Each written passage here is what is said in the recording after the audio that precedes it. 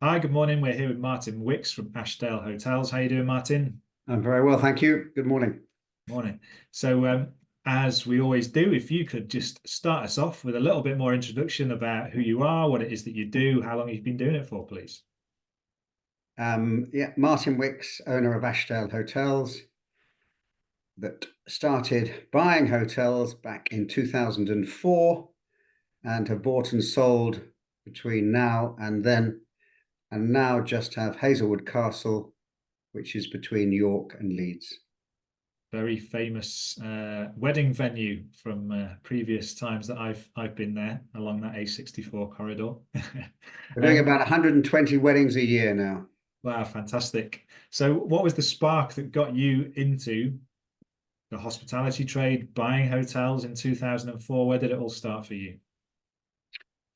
Um, Probably when I went traveling and spent about 2 years in Europe and in Africa, and working in various bars and restaurants along the way, I Mhm. caught that bug and I enjoyed the social interaction and the people management aspect of it. And Fantastic. then I started to become more serious about the industry when I studied hotel and catering at Huddersfield Polytechnic, and then went on to be a graduate trainee at Queen's Moat Houses, Mhm. where I learnt the trade in Stratford upon Avon. Um, And then I took a variety. I joined Holiday Inn. I worked for Hilton. I worked overseas in Kenya, in Mombasa at a resort hotel, and had a myriad of experiences across the UK in towns such as and cities as Birmingham and West Bromwich and Newcastle, Mhm. Stratford, Cambridge, and just garnered on that journey everything I could in the hope that one day I could afford to do something myself. And that moment came when I was on a beach in Australia, Bondi Beach, attending a school friend's wedding. And there was a lot of old schoolmates together. And one of them chose to hide my wallet in the sand. Right. And we spent the next 3 hours, five of us, scouring Bondi Beach looking for my wallet. And it was during that time that you enter into bizarre and deep and meaningful discussions with your mates. And at that point, I shared that I wanted to do my own thing.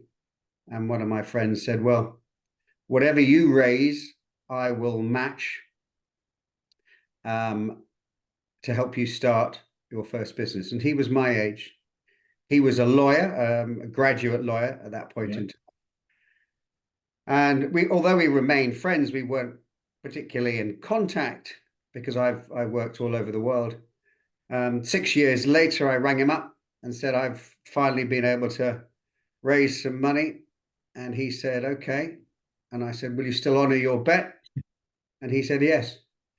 So then we then had enough money to put a deposit down on the King's Head in Richmond, North Yorkshire, which we bought in 2004. So that was the start of the journey. I always had the intention. It was that hotel. My wife was bought. We lived in Surrey in Cobham, Mhm. and I worked at the Hilton in Cobham there, and then as various regional managers with different companies. And we just were able to make a little bit of money on our houses. When we bought a house, we did it up, and then we sold it, Yeah. and then we uprooted the whole family, rented not far from Panel, and took the gamble. And at that point, I didn't tell the company I worked for. Yeah. Um, they had 18 hotels across the country, and I was looking after the hotels, um, which was probably a blessing because it then meant I didn't spend all my time at the King's Head, Mhm. probably making changes that otherwise I might have regretted if they were too fast. And it also enabled me to have an income Yeah. without the worry of having to make King's Head profitable immediately. And so, yeah, sitting back from it, I did both jobs. Weekends, I would be at the King's Head, and during the week, I would be all over the country with this other company. And that Excellent. carried on for 2 years. And then in 2006, we bought the Dower House Hotel in Knaresborough. And it was at that point I thought, well, I better tell the company I bought a hotel. I didn't tell them two, I just said the one. And fortunately, they said to me, okay, you can stay working with us for 3 days a week, and then you can work 4 days a week at your hotels, which I did. And I did Fantastic. that for another year and a half. And we bought the Angel Royal in Grantham. And at that time, banks were throwing money at you, interest rates were low. It was Yeah. easy to borrow, and if you had a track record of any sorts, you could. And we originally had RBS and then Santander, and we had an amazing deal with Santander, which I think it was 0.5% for a fixed term of 30 years. And you look back and think, well, why didn't we keep that? But as soon as we wanted to buy more hotels, obviously you renegotiated. Yeah. And then in July 2008, on the same day, we bought Grant's Hotel in Harrogate and Hazelwood Castle, which was bizarre. Both were in the pipeline for about 18 months. And Yeah. we ended up on the same day making those transactions. And about 6 months later, I think it was, what was that, 2008, there was a crash. Yeah. Just a And small one. yeah, so then that sort of turned the world upside down, mainly for Grant's Hotel, because it was the only one we bought that was outside our business model, which was the only hotel in the market town or town, a varied business mix, so you weren't reliant on any one source of business, and a turnover of at least 800, 900,000 to 1 million. And then because I, throughout my career, whatever the targets I was set in the corporate world, I generally achieved through perseverance and resilience as opposed to, anything else. And it was always easier to control the costs than it was to bring in new revenue streams in a market, didn't particularly know. So, yeah, and Grant's didn't fit that model. It was a 42-bedroom townhouse hotel in the middle of Harrogate that relied on the conference market. And that conference market halved overnight. And we overpaid for that hotel as well. So then we were immediately up against it, and the loan to value changed overnight. And then there was cash pressures. So then we went through, a difficult few years. Ian, who was the business partner, he's a silent business partner, but so he let me, he trusted me to do what I ever needed to do. But he was a bright boy, or is a bright boy, and contributed in terms of strategy, approach to banks, etc., etc.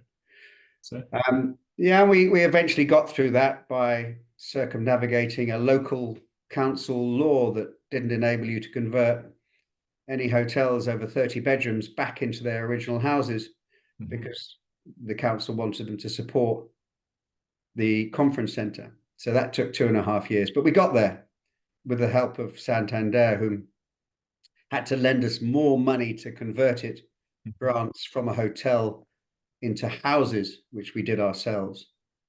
And that enabled us to wash our face with grants when we sold the houses each for about 800,000, costing us about 200,000 each. So yeah, they were hairy times. Hazelwood was actually more successful because it was during that period, because weddings generally book at least a year ahead. So there was a lag. Cash flow. Yeah. So we had that lag for a year. How would you describe your business journey then? I mean, there's quite a fair bit to potentially unpick in the story there. If there was one word that you describe your history in business, what would it be? And then potentially expanding on that. One word. I don't know. It's fortunate. Yeah. There was a lot of seat of the pants stuff along the way. I think I work better under pressure.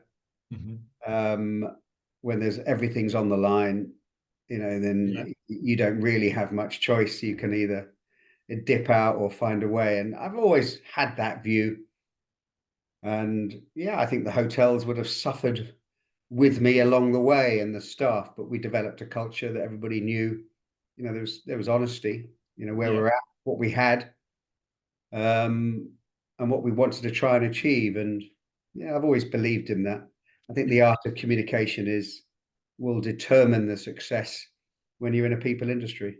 And is that what, I mean, in terms of making you stand out from other hospitality operators in the sector, is that something that makes you stand out in terms of your leadership and the culture that you uh, pride yourself on from what you've seen in I other don't know. I places? don't know. I don't know about stand out. I think, Yeah, um, I'm constantly looking for creative ways in order to develop new revenue streams, develop new parts of the business, make savings. Yeah, the creative aspect of the industry appeals to me in my own environment, in our environment, not necessarily on a broader scale. And I'm a believer in, you know, you can achieve most things if you follow it through and follow it through and follow it through. yeah, You know, we all have great ideas, and it's margins away from them being successful or not. And often it's the application and the perseverance and the resilience in order to want to push it through. And we've done that at Hazelwood with how we've developed the business over time. yeah. You've mentioned those words, perseverance and resilience a couple of times, so it definitely Yeah, shines through. What are the lessons that you've learned, the biggest lessons that you've learned over the time that you've been in business? I've never been one to think it'll be rosy for a long period of time. Enjoy your moments, that's for sure. Yeah. Now I tell those to the teams, enjoy this moment where you're fully staffed and everything's humming, because it won't last very long, because it's that industry Mhm. whereby there are constant changes. Um, yeah, I don't. It's so unpredictable. So COVID came along and nearly killed us. And my partner, who put that money in, pulled out in COVID and wanted his Yeah. money back at that point in time. And it was like, whoa, this is not really the moment. Mhm. But he saw, Armageddon around the corner, and didn't want to lose what he had. So, Yeah. but myself, hung on because I just believed we'd come out the other side, not just through ignorance or hope, because I knew what we had, and we did, and it turned out to be.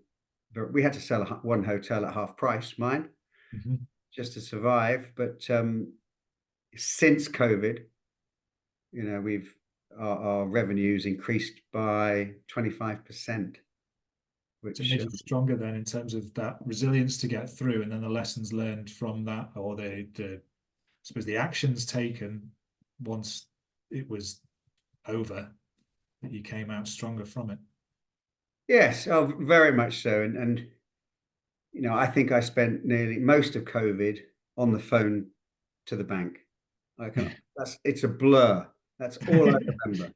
Yeah. That's all I remember. And it was such a painful time.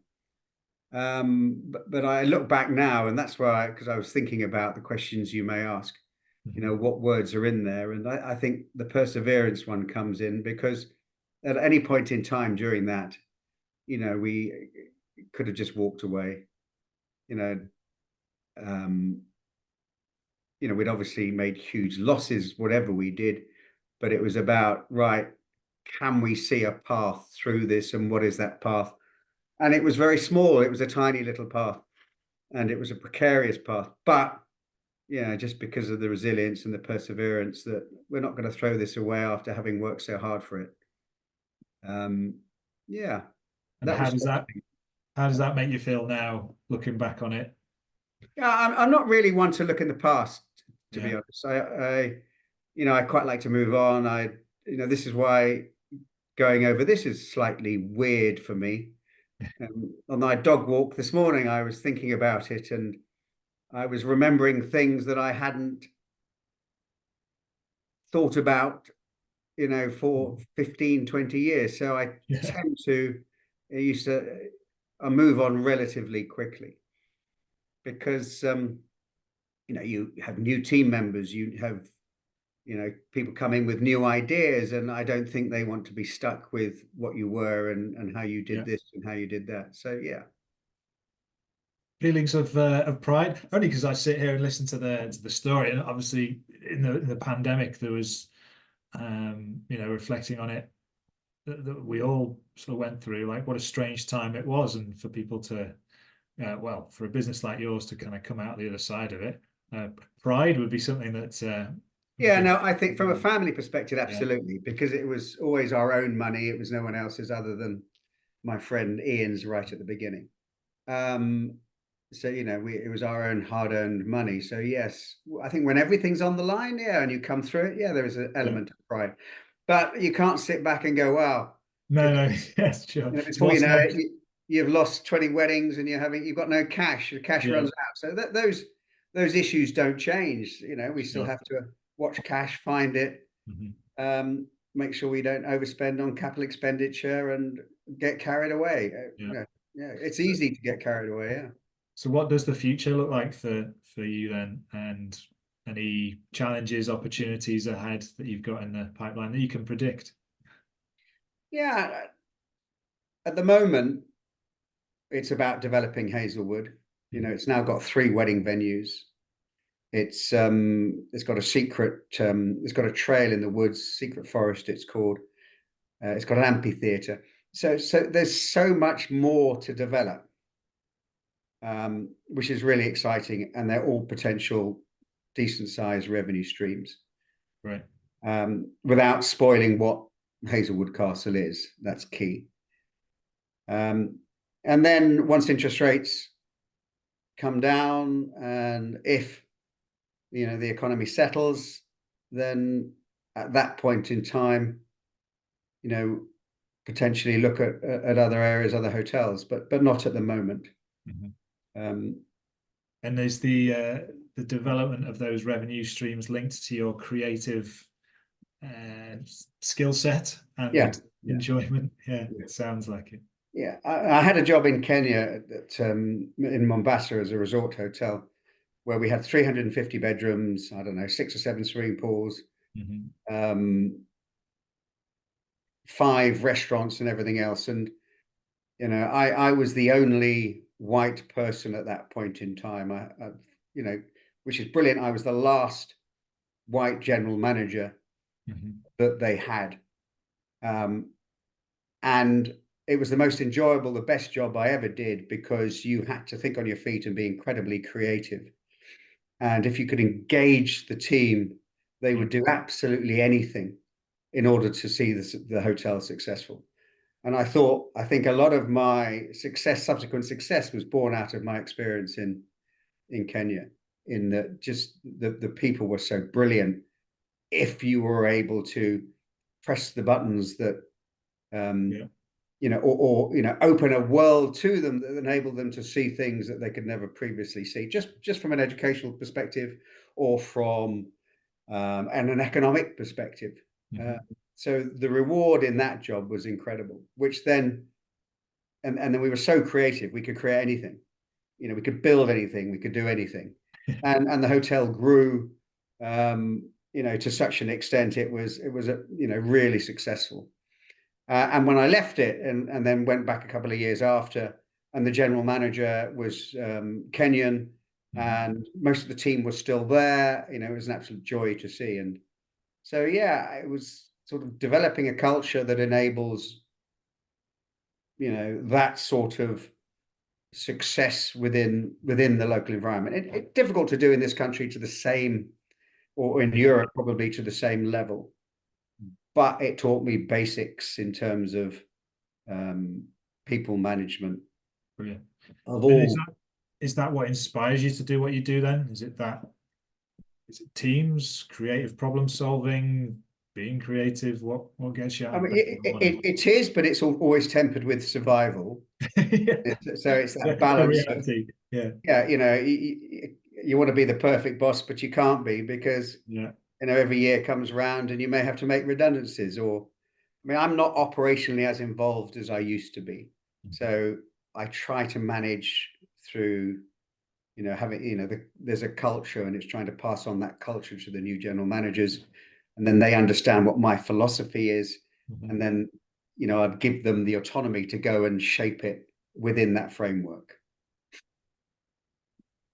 So if you were to give a piece of advice to someone just starting out, now that you've stepped back, in the hotel industry, buying their first hotel, what would that be? You go for it. Go for it with your eyes wide open. But I would never have done that without having worked in the industry.